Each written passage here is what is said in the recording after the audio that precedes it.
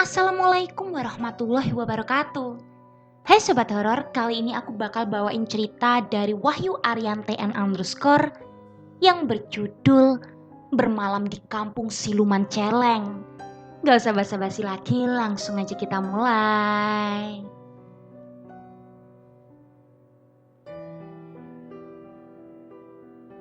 Bermalam di Kampung Siluman Celeng, sebuah cerita dari Wahyu Ariante _.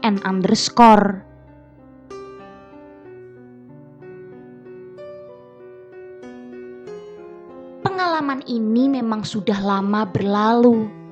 Kalau tak salah ingat, kejadian yang akan saya ceritakan ini terjadi di tahun 2002. Bulan dan tanggalnya saya sudah tidak ingat.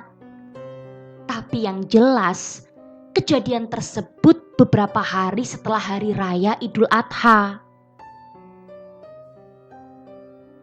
Saya memiliki dua orang teman.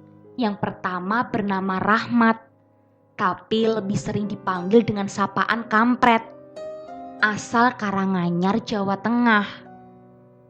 Dan yang kedua Surono, pemuda yang berasal dari Tegaldowo, Rembang.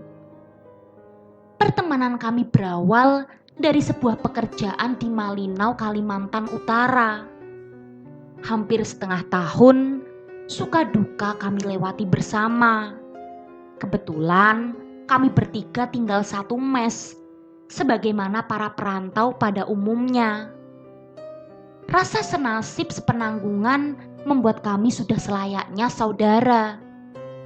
Karena kontrak saya dan Surono habis, kami berkesempatan pulang kampung. Meski sebenarnya ada tawaran untuk kembali terbuka lebar. Namun kami sepakat untuk tidak balik lagi. Selang 2 atau 3 minggu kemudian, Kampret pun menyusul pulang karena selesai juga kontraknya. Karena sudah janji sebelumnya, ketika pulang Kampret akan mampir dulu di rumah saya, di Tuban. Setelah sehari di rumah saya, kemudian saya diajak ke rumahnya di Klaseman, Karanganyar. Sedianya setelah 2 atau 3 hari di rumahnya, kami berencana ke rumah Surono di Gunem, Rembang. Dengan berboncengan motor dari Solo, saya dan Kampret menyusuri jalanan lenggang bertepikan hutan menuju Tegaldowo. Saya dan Kampret sama sekali tak paham daerah itu. Sama-sama baru sekali. Mungkin kalau dari Tuban saya agak paham. Jangan tanya kenapa tidak pakai internet. Kan ada Google Map. Kala itu belum usum Kisanak. Kalaupun toh kami pakai HP, hasil dari kami merantau itu pun Nokia 3315 yang kalau geter sudah seperti lindu atau gempa. Memasuki hutan itu terasa aneh buatku dan nampak temaram karena tingginya pohon-pohon jati berukuran 5 pelukan orang dewasa. Ditambah jalan aspal yang asal jadi selebar badan truk, berkelok-kelok menghindari bukit-bukit padas mengular, khas hutan jati. Tak ada rumah hampir sepanjang 5 km yang kami lalui. Saya teringat waktu masih kecil diajak bapak ke Randu Blatung via Blora. 20 km hutan jati perawan. Rumah yang saya temui hanya rumah panggung khas polisi hutan. Yang lain sama sekali tidak. Keadaan yang saya lewati hampir sama persis. Untunglah saya dan Kampret sudah sempat mampir makan bakso di pertigaan stasiun Jepon. Jadi kami tidak terlalu kelaparan. Walaupun sebenarnya perut sudah keluarkan status siaga merah. Kok nggak sampai-sampai ya? Keluh Kampret kepadaku. Merasakan penat di pantat sejak pagi dari Solo menuju lokasi. Sebentar lagi juga sampai. Hiburku. Jangan-jangan petunjuknya Surono salah. Serunya agak dongkol. Enggak lah ini bener toh arahnya ke sini, jawabku. Kampret nampak tidak puas dengan jawabanku, tapi dia tidak membantah. Lul, kamu ngerasa nggak keadaan terasa makin mistis sejak kita masuk belok dari pertigaan pos polisi hutan tadi? Ujarnya memecah kesunyian.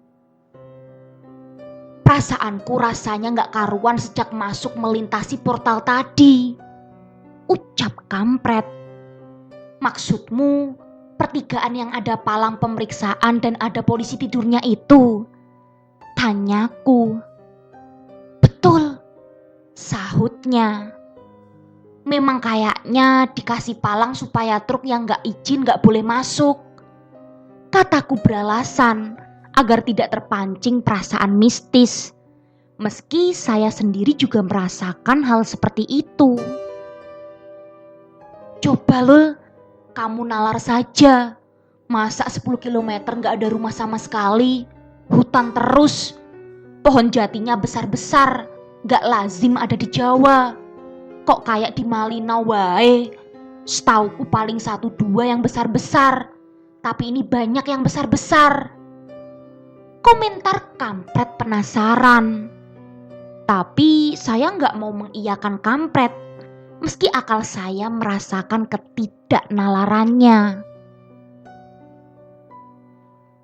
Lah ya wajar toh, kita masuk hutan lindung, hutan larangan, sehingga hutannya pasti perawan. Lah gak pernah dijamah orang. Jangan berpikir aneh-aneh lah, yang penting sampai.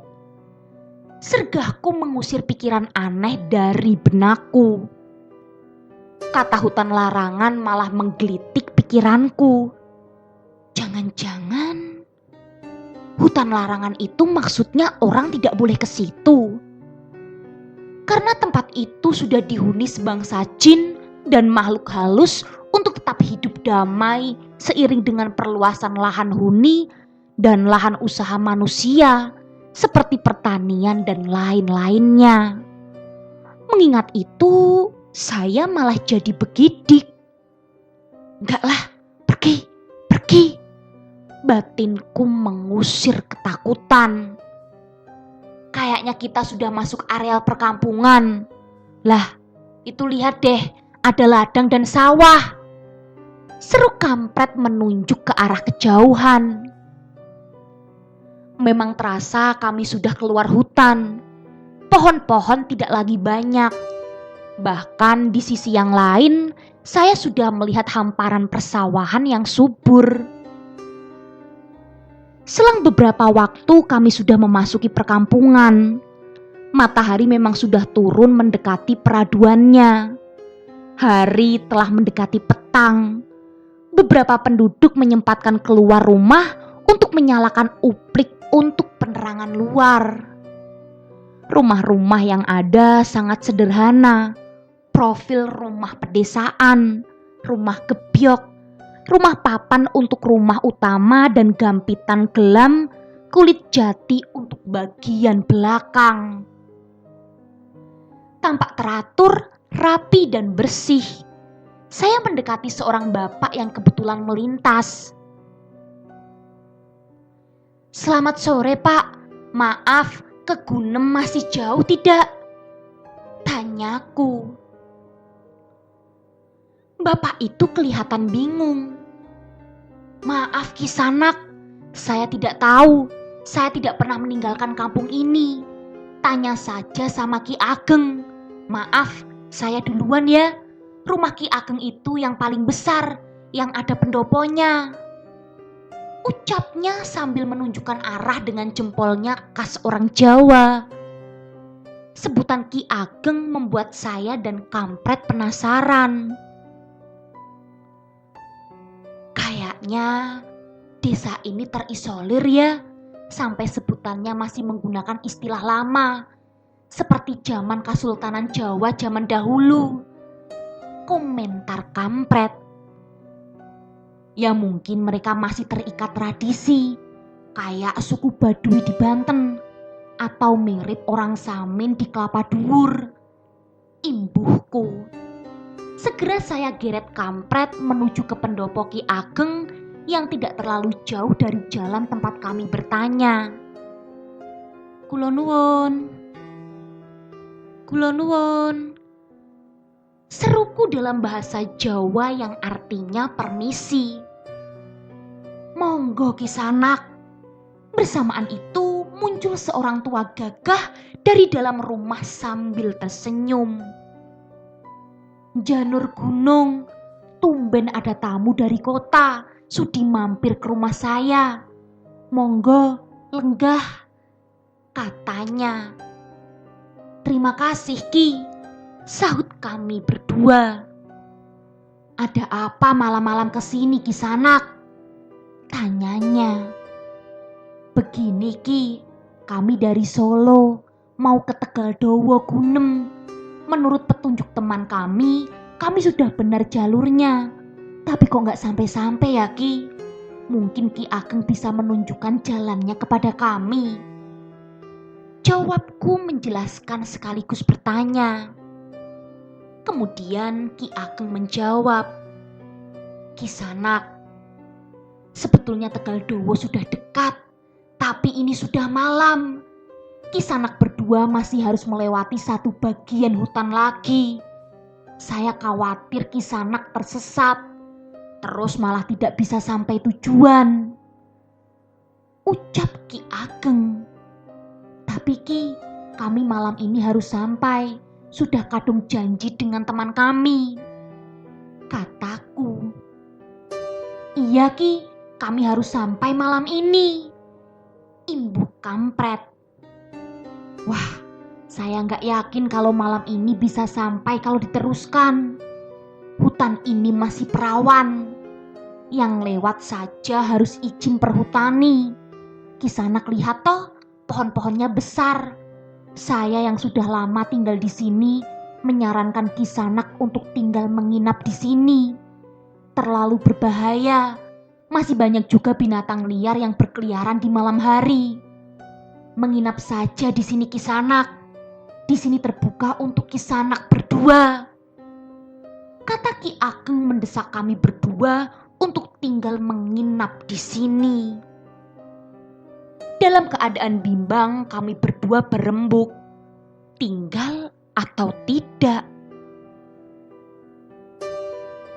Akhirnya kami mengambil kesepakatan untuk tinggal. Saya lebih senang lanjut saja. Tapi kampret sudah kecapean selama perjalanan. Ia beralasan, toh besok akan sampai juga ke Tegal Dowo. Pagi-pagi kalau perlu sudah harus berangkat. Bagaimana Kisanak? Jadi menginap?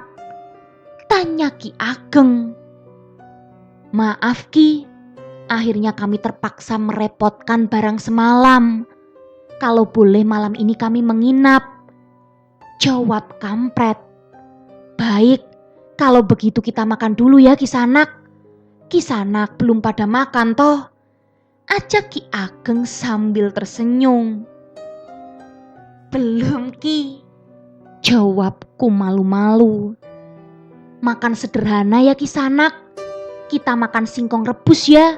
Maklum, petani punyanya ya cuma hasil bumi. Jawab Ki Ageng ringan. Gak apa-apa Ki, kami malah senang. Sederhana dari ladang sendiri, tidak perlu beli. Aku menimpali. Sebentar ya Kisanak.